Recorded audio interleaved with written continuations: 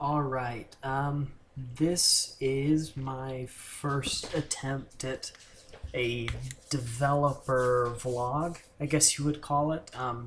Basically, I'm just showcasing a couple of new updates or updated features that are coming to my AdventureCraft map.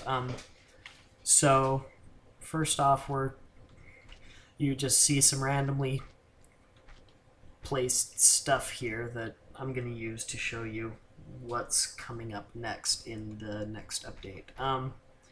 So you'll notice that there's a yellow rupee, a blue rupee, and a red rupee. And your rupee wallet is still right there.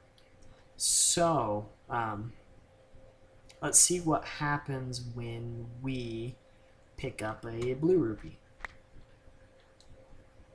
See, it gave us 5 green rupees. So now your rupee count is at 6. Don't know why my counter isn't showing up down here, but there's a rupee counter as well that updates. If you've played the map, you'll know. So I go over to pick up a yellow rupee, gives me 10. Pick up a red rupee, gives me 20. Okay, and the next one you're pretty familiar with. I assume most people are familiar with. This isn't a new feature as much as it is just a new texture. I decided to go with the original Ocarina of Time texture for bushes. Now, when I swing at the bushes, it breaks and it gives me a rupee that time. And that time. And makes a satisfying sound as well when you cut down the grass. Rupees aren't the only things that drop, but they're the most likely. Okay, so now you see those arrows, and you see my quiver right here.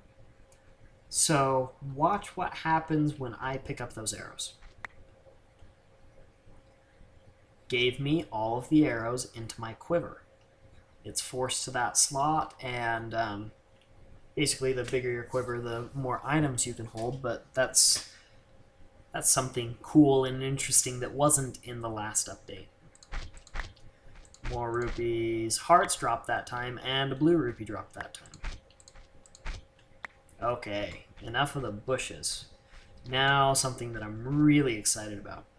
So, as you'll notice, there was this blue bar right here that wasn't... I don't know. I didn't know what I wanted to do with it until I had came up with the idea after looking at some scripts on the wiki for a fire and an ice rod script. Basically, what I've done is these scripts have been modified, so now they're now when the ice bow or the fire bow is used, it fires, and I'll show you what it does here in a second, but basically it subtracts from the amount of magic power that you have and the amount of arrows that you have. Okay? So we're going to shoot a regular arrow at this ice doorway that's blocking the path to the next area. Well, an arrow didn't really do anything. Why don't we try a fire bow? Actually, I don't want that right there. A fire bow. Look what happens. Ooh, I just melted that ice. That's pretty cool, huh? And you can see that it's been subtracting from both my quiver and my magic power. This is something pretty cool that I've been pretty dang excited about. That and it just has a satisfying sound and animation and everything. I like the way it turned out. Good job. You can thank Arkia for that script. Basically, almost all of that script came from him.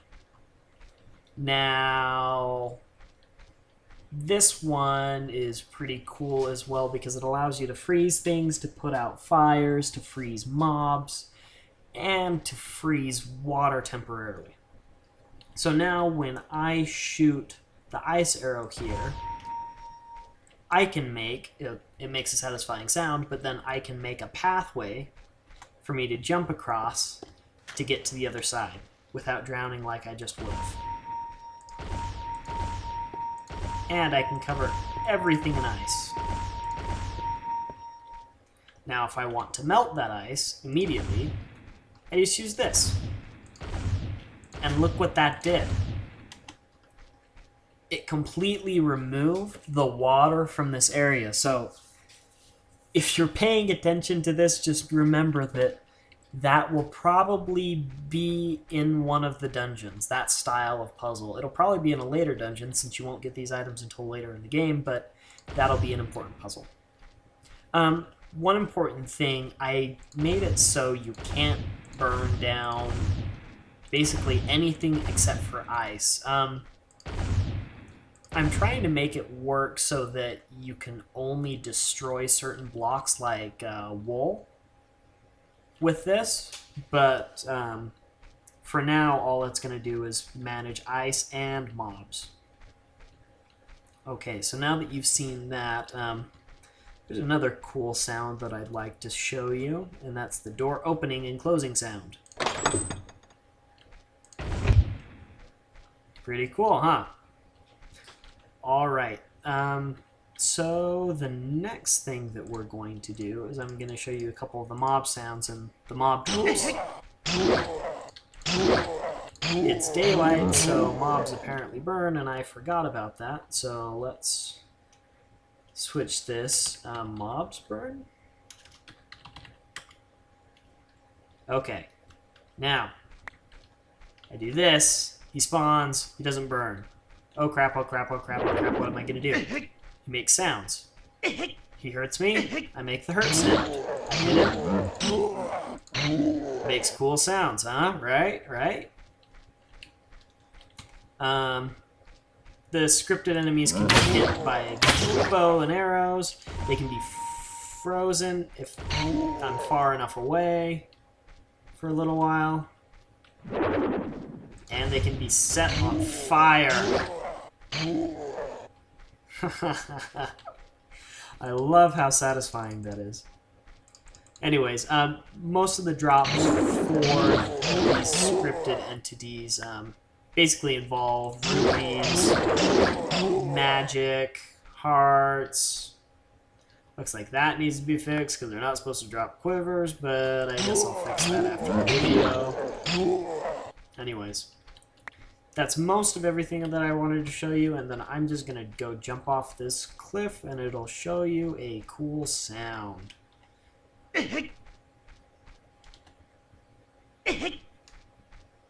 Yes, I love the hurt sound. It's so awesome. Okay, I hope you enjoyed the vlog. Like I said, I've never done this before, so I don't know exactly what you guys are going to want to know. But, yeah, just keep me updated on what you think I ought to be posting in these.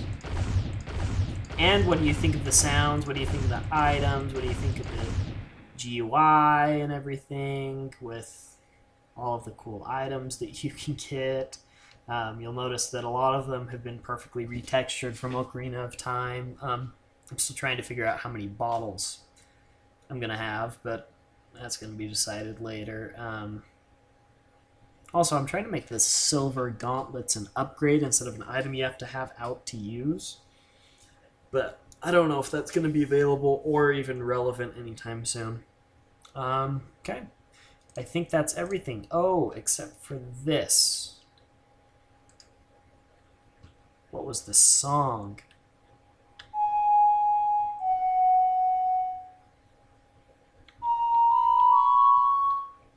Oh, well, I can't remember the song, but I'll show you the ocarina some other time. Okay? Peace out.